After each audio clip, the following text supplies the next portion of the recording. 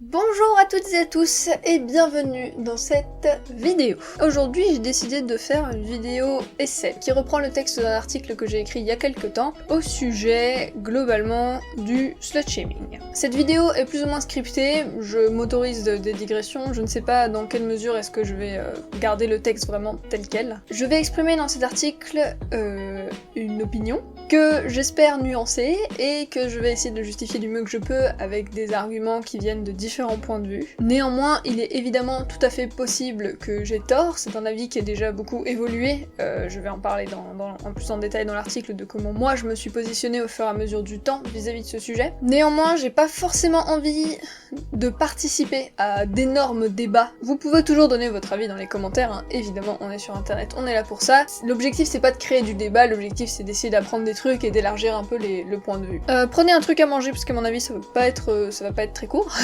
Et petit préambule, comme on va parler de genre de façon très cisgenrée, quand je vais parler de femmes dans cette vidéo, je parlerai de personnes à vulve, et quand je vais parler d'hommes, je parlerai de personnes à pénis. Je sais que les personnes transgenres existent et qu'elles savent mieux que personne ce que c'est que la performance de genre, mais ils rajoutent en fait tout un aspect au débat qui est super intéressant et que ça serait super d'aborder, mais ce sera pas le sujet de cette vidéo, et pour me simplifier un peu l'affaire, voilà, on va dire que femme égale personne à vulve, mais j'ai conscience que toutes les personnes à vulve ne sont pas des femmes, et homme égale personne à pénis, mais j'ai conscience que toutes les personnes à pénis ne sont pas des hommes. Je suis non-binaire, donc je peux le dire.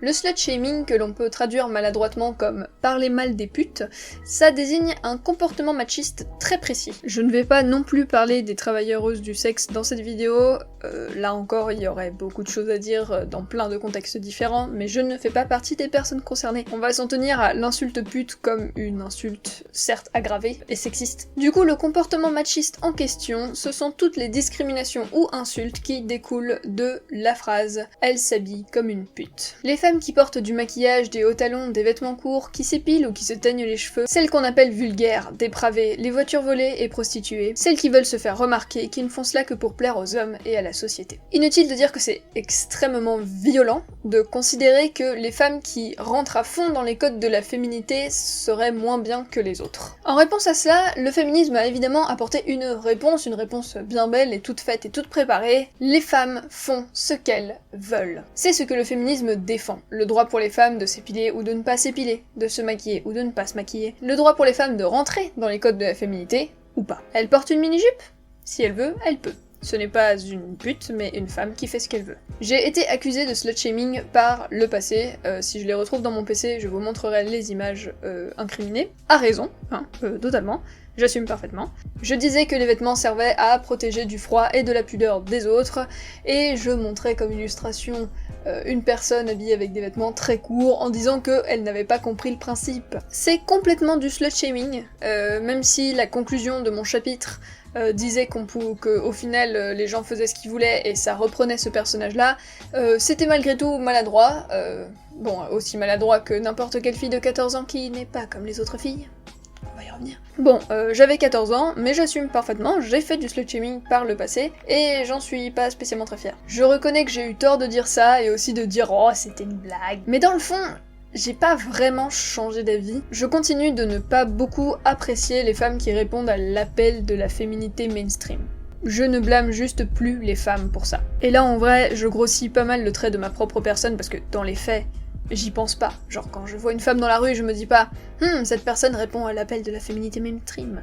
Parfois je réfléchis au sujet et ça m'interpelle, mais il ne s'agira jamais de réellement faire chier les gens sur ce qu'ils portent. Mais alors, qui blâmer? Et qu'est-ce que j'entends par féminité mainstream? On en a marre que les féministes disent que c'est le patriarcat! Bon bah d'accord, on va chercher des termes plus précis du coup. Le male gaze signifie le regard de l'homme, ou le regard masculin, et il a été avant tout utilisé pour parler de fiction. De fiction?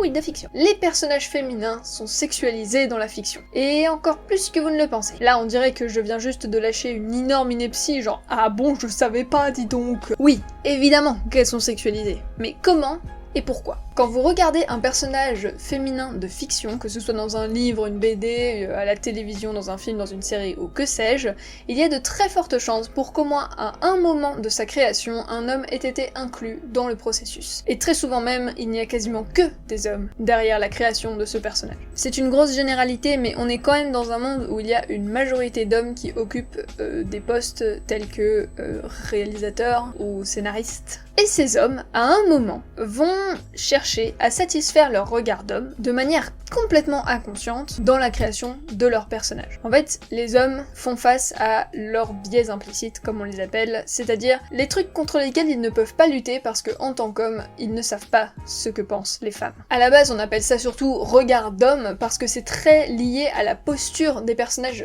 féminins. Une Megan Fox ruisselante de sueur dans Transformers, male gaze. Des personnages habillés en petite tenue dans Kill la Kill, male gaze. Un plan sur les fesses de Diana dans Justice League, male gaze. Un plan sur les fesses de Miranda dans Mass Effect, male gaze. Mais ce ne sont pas de mauvais personnages. Megan Fox est forte en mécanique, les tenues des personnages de Kill la Kill leur donnent des pouvoirs, Wonder Woman, clairement un personnage féministe, et Miranda est une fine stratège. D'accord, ce sont plein de chouettes raisons d'aimer ces personnages. Encore heureux qu'elles ne sont pas uniquement rabaissées à leur physique. Mais du coup, pourquoi est-ce qu'on les sexualise? Pourquoi faire un plan sur leurs fesses et pas sur leurs épaules ou sur leur visage? Bah, parce que ce sont des femmes qui font ce qu'elles veulent. Elles ont le droit d'être sexy. Pendant longtemps, le débat il s'arrêtait là. Kill la Kill donne à ses personnages des discours entiers comme quoi elles sont hyper féministes. Alors elles font ce qu'elles veulent, parce que le féministe, c'est laisser les femmes faire ce qu'elles veulent, non? Sauf que ce ne sont pas des femmes. Et non. Ce sont des personnages. Joués par de vraies actrices évidemment, mais des personnages quand même. Et ce sont des hommes derrière elles qui décident pour elles. Donc pourquoi les sexualiser? Parce que ça plaît au public masculin, parce que ça plaît au réalisateur qui tient la caméra. Enfin, c'est pas lui personnellement qui tient la caméra, c'est un caméraman, mais bref. Vous m'avez compris. Parce que ça plaît au regard masculin de façon générale. Tu peux te contenter de faire un plan OSEF sur les fesses de ton actrice, ou inventer tout un lore pour justifier le fait que tes personnages portent des armures bikini, la finalité ça reste la même, plaire au regard masculin. Et l'effet le plus néfaste est sans doute que, on ramène encore une fois ces personnages féminins à leur corps, malgré toutes les qualités qu'on réussit à leur donner. Mais continuons! Le male gaze est la raison pour laquelle on sexualise la plupart des personnages féminins dans la fiction. Mais si ça allait plus loin, si ça allait encore plus loin que de juste les ramener encore à leur corps. Le male gaze définit les personnages dans la fiction, masculin comme féminin. Ici on parle essentiellement des personnages féminins, mais en l'occurrence, les personnages masculins aussi sont définis par le male gaze dans la fiction. Une majorité d'hommes se trouvent encore aujourd'hui derrière la scénarisation, la réalisation et la publication de la plupart des fictions que nous aimons. Ce sont eux qui créent les personnages féminins, et ils s'inspirent peut-être de leurs femmes, de leurs filles, mais en attendant, ils ne peuvent rien contre leurs biais. Récemment, mon père m'a dit qu'il reprenait l'écriture et travaillait sur une pièce de théâtre. Il m'a vite fait donner le speech. C'est un médecin super macho d'une 50aine d'années qui réussit à faire une transplantation de son cerveau et il se réveille dans un corps de femme. Ma première réaction à moi, ça a été: il va enfin savoir ce que c'est que d'avoir ses règles! Et là, mon père a perdu son sourire. Il n'avait pas pensé aux règles. Ça ne lui était pas venu une seule fois à l'esprit, alors que, spontanément, en tant que femme, et parce que je sais ce que ça fait de vivre dans un corps de femme, c'est le premier truc qui m'est venu en tête. Cela montre bien que malgré tous les efforts qu'ils peuvent faire, et avec les meilleures intentions du monde pour créer des personnages féminins nuancés, complexes et intéressants, ils ne peuvent rien contre leurs biais et contre le fait que eux ne sont pas des femmes. C'est pour ça qu'ils sont sexualisés. Même en leur donnant des qualités et des défauts plus intéressants que la basique James Bond girl, ils ne peuvent rien contre leurs biais et les représentent quand même de manière sexy. Les femmes dans le camp des gentils montrées de manière positive avec une beauté non conventionnelle restent rarissimes, et quand ça arrive, bien souvent ce sont des femmes qui sont derrière. La seule exception ce sont les films pour enfants dans lesquels elles ne peuvent évidemment pas être sexualisées, mais ça les empêche pas d'être idéalisées. À quand une princesse Disney vraiment ronde? À quand une ado montrée de manière positive dans un film Pixar avec de l'acné? Oui, je sais, l'acné montré sous un jour positif, du jamais vu. Et tout ça, c'est la faute au male gaze. Heureusement qu'il y a quand même des femmes qui font de la fiction. On a quand même le female gaze, non? Oh, really? Là, ça devient complexe. Vous allez me dire, oh mais d'accord, les femmes qui écrivent des personnages de fiction féminins, ils sont souvent mieux, mais par contre, quand elles écrivent des hommes, d'un coup, c'est aussi biaisé. Alors, oui, mais pas que. Déjà, oui, effectivement, les femmes font des personnages masculins avec leurs biais et leurs idéaux masculins. Mais c'est pas trop le sujet du jour, déjà parce que de base, on n'est pas censé parler de fiction, mais aussi en soi parce que les hommes représentent aussi les personnages masculins avec leurs idéaux masculins. C'est un peu moins toxique, mais c'est une réalité quand même. Et justement, même au travers du female gaze, même au travers d'un regard censé être plus bienveillant sur les femmes, les personnages féminins sont souvent féminins. Les personnages féminins dans la fiction féminine revendiquent souvent une beauté moins conventionnelle, et encore que ça se discute, avec le fameux « moi, je ne suis pas comme les autres filles ». On va y revenir. Elles sont rarement masculines pour autant, ce sont plutôt les hommes qui ont censé à masculiniser les femmes, ça aussi on va y revenir. Mais très souvent, le personnage féminin dans la fiction féminine performe la féminité. Elles sont peut-être moins sexualisées, et déjà ça se discute vachement, mais elles n'en sont pas moins féminines. Elles n'ont peut-être pas un rouge à lèvres pétant et glamour, mais est-ce qu'elles ne sont pas maquillées pour autant? Elles ne portent pas de costume moulant ou de mini-jupe, mais elles se baladent quand même en robe. Et à quand une femme dans la fiction qui porte un sarouel de manière osef sans que ça fasse partie de sa personnalité en mode « je veux absolument vous faire signer des pétitions pour sauver les bébés phoques ». Oui, on en parle aussi de la manière dont sont représentés les écolos dans la fiction. À l'aide. Bon, par contre là on parle pas mal de personnages de fiction, et si on revenait à la réalité. Le male gaze a déjà été étendu depuis sa création. Il n'est plus seulement limité à la sexualisation des personnages féminins, mais également à tous les stéréotypes et idéaux masculins qui viennent s'interposer dans le processus créatif. Mais si le male gaze débordait dans la vraie vie, si même à l'origine il était dans la vraie vie. Quand les femmes se maquillent et portent des mini-jupes, on ne peut pas discuter de leur droit à disposer de leur corps. On ne peut pas non plus réellement discuter de la pleine conscience de cette décision, parce que ça serait très infantilisant et que la pleine conscience sur le sujet n'existe pas vraiment. Nous sommes dans un monde où notre univers mental, même celui des femmes, a été régi par le male gaze depuis l'enfance.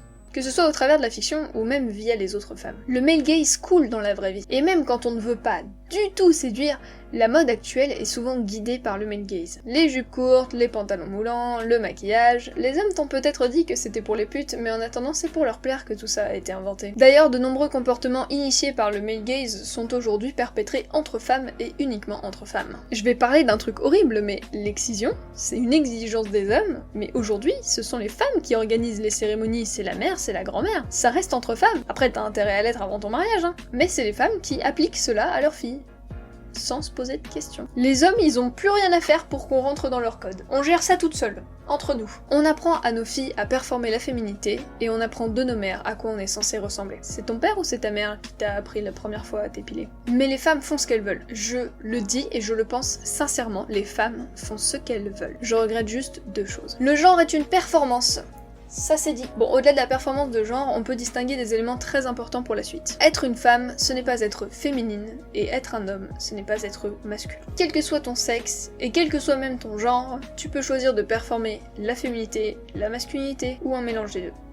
Toujours. Ce que j'ai expliqué jusqu'ici, c'est que quel que soit le prisme par lequel on te regarde, le male gaze ou le female gaze, tu seras toujours encouragé en tant que personne à vulve à performer la féminité. Le male gaze te pousse certes vers une féminité plus conventionnelle, plus mainstream, alors que le female gaze peut te permettre d'explorer des féminités moins conventionnelles et plus originales, mais ça reste la féminité. Et les deux associent aussi aux fans des caractéristiques masculines. Je vous ai dit qu'on allait y revenir. Mais dans tous les cas, on te pousse à performer la féminité. Vous vous souvenez de ce que j'ai dit en début de chapitre, comme quoi j'ai déjà slutché-aimé par le passé et que techniquement j'ai changé d'avis, mais en vrai pas tant que ça. Je ne mets pas du tout la faute sur les femmes, je ne les blâme pas pour ce qu'elles choisissent de porter, parce qu'elles font ce qu'elles veulent de leur corps et d'elles-mêmes, mais je n'aime pas l'engouement général qu'il y a autour de la performance de la féminité. Parce que, soyons honnêtes, la performance de la féminité demande beaucoup plus de contrôle, de temps, de patience que la performance de la masculinité, qui apparaît généralement comme beaucoup plus spontanée et demande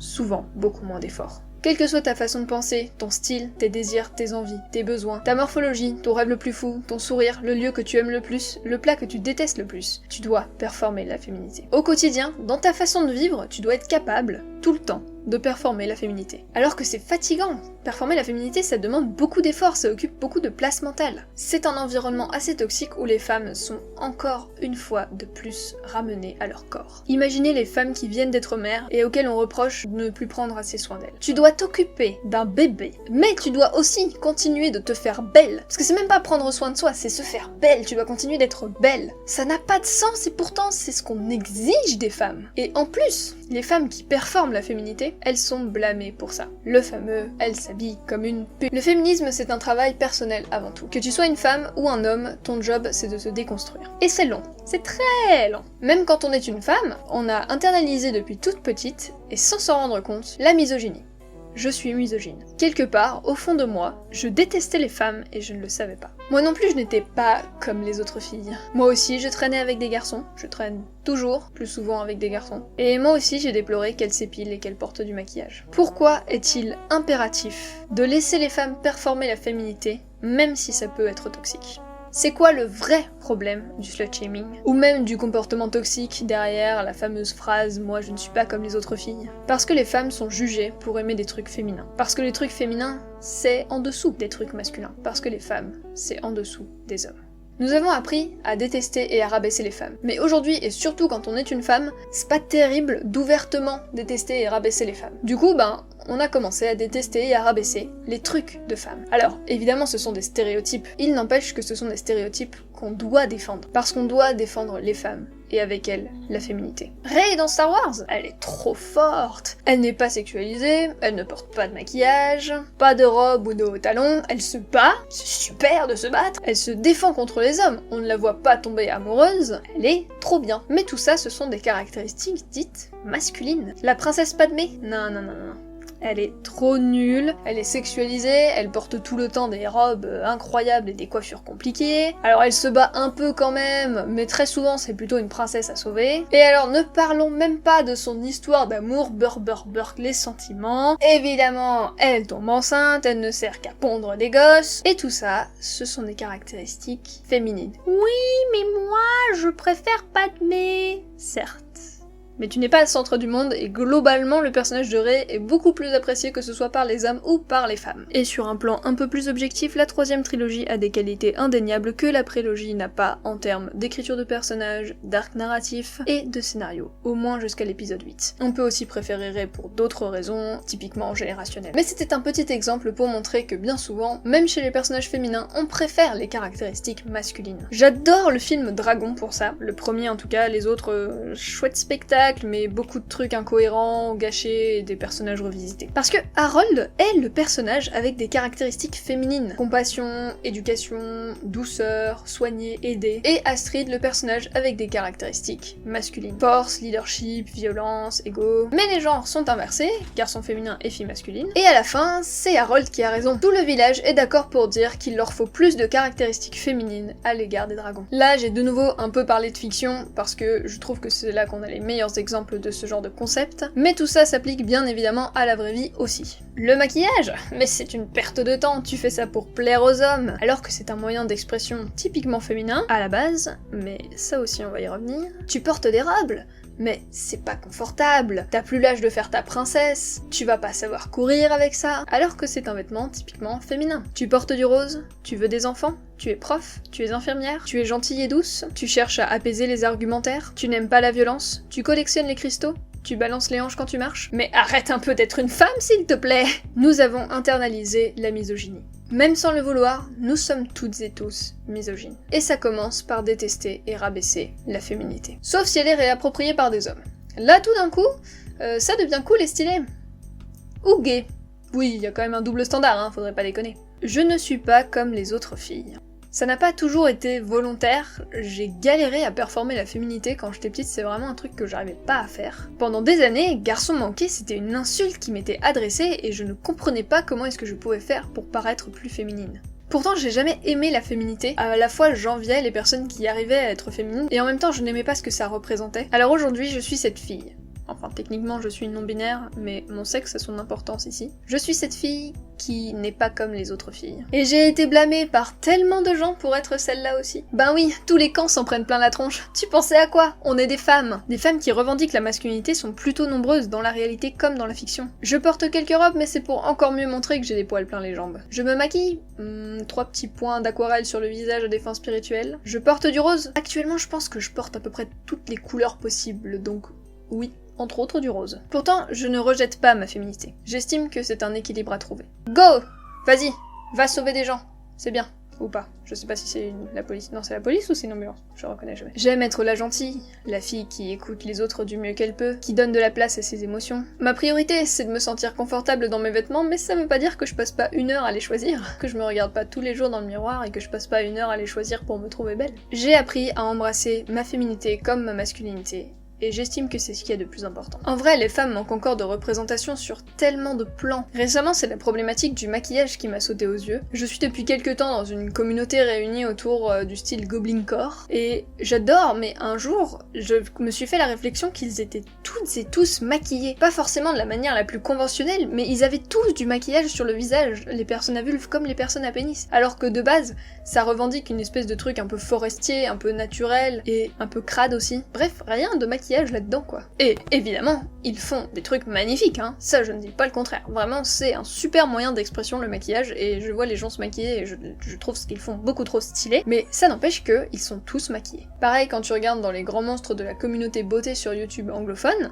il y a pas mal d'hommes dedans. Alors c'est génial que le maquillage ait été réapproprié par cette androgynité, il devient un outil d'expression typiquement féminin mais en fait neutre, et je répète que c'est un moyen d'expression super sympa. Mais voilà, je ne me maquille pas, et j'aimerais beaucoup voir dans les communautés que je suis des gens qui ne se maquillent pas. Que ce soit en mode OSEF ou par réelle revendication, mais juste 1 ou 2 personnes qui ne se maquillent jamais ou presque jamais. On peut se plaindre de la sexualisation dans la fiction sans se plaindre des femmes qui portent une mini-jupe dans la vraie vie. On peut se plaindre des interférences avec le réalisme que le male gaze provoque sans reprocher aux femmes de trouver des modèles dans ces personnages stéréotypés. On peut vouloir ressembler à une sorcière gobelin en sarouel qui ramasse des petits bâtons et des pommes de pin dans la forêt, sans blâmer celles qui veulent ressembler à une James Bond girl. Parce que nous les femmes, nous ne devrions plus être en compétition. Ah, la compétition! Que voilà un concept pas du tout capitaliste et patriarcal. Oups, je l'ai dit.